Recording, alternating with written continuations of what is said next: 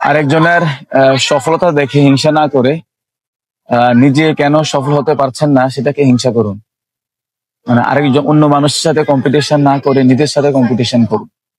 আমরা সবসময় অন্য মানুষের সফলতা ঈর্ষা করি, হিংসা করি, এবং অনেকে আছে যে অন্য মানুষের সফলতা আটকে দিয়ে নিজেকে অনেক হ্যাপি মনে করেন। আমি মনে করি যে আসলে অন্যকে আটকে কখনো সফল হওয়া যায় না, বা অন্য মানুষের সাথে আমাদের কম্পিটিশন থাকা উচিত না। প্রত্যেকটা মানুষের আমাদের উচিত নিজের সাথে একটা কম্পিটিশন করা, এবং নিজের কোন বিষয়গুলো আমি পারি না, কেন পারি না, আরেকজন পারলে আমি পারবো না কেন, এই বিষয়ে আমাদের একটা কম্পিটিশন থাকা উচিত। আমি মনে করি যে আসলে আসুন, আমরা যদি নিজেকে ডেভেলপ করতে চাই, নিজেকে উন্নত করতে চাই, নিজের ক্যারিয়ারটাকে সাকসেসফুল করতে চাই, অন্যকে হিংসা করার মাধ্যমে শুধুই আপনি পিছিয়ে পড়বেন, পিছনে চলে যাবেন, এবং নিজের মানসিকভাবে আপনি কষ্ট পাবেন। বরং আসুন আমরা খুঁজি, নিজের সাথে একটা কম্পিটিশন করি। কেন পারবো না আমি? আরেকজন পারলে আমি কেন পারবো না? উনি সফল হলে আমি কেন সফল হব না?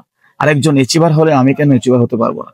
এভাবে নিজের সাথে একটা কম্পিটিশন করুন, খুঁজে বের করুন কেন কেন হতে পারছেন না, এবং নিজেকে পরিবর্তন করার চেষ্টা করুন। তাহলে কি হবে?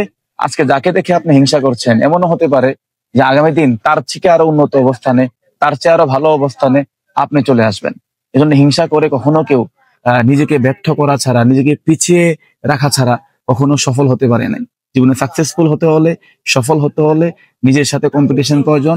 নিজের সাথে নিজেকে সাপোর্ট করে, নিজেকে সমস্যাগুলোকে বের করে নিজেকে এগিয়ে নেওয়া দরকার। আসলে সবাই বুঝতে পারছেন। ধন্যবাদ।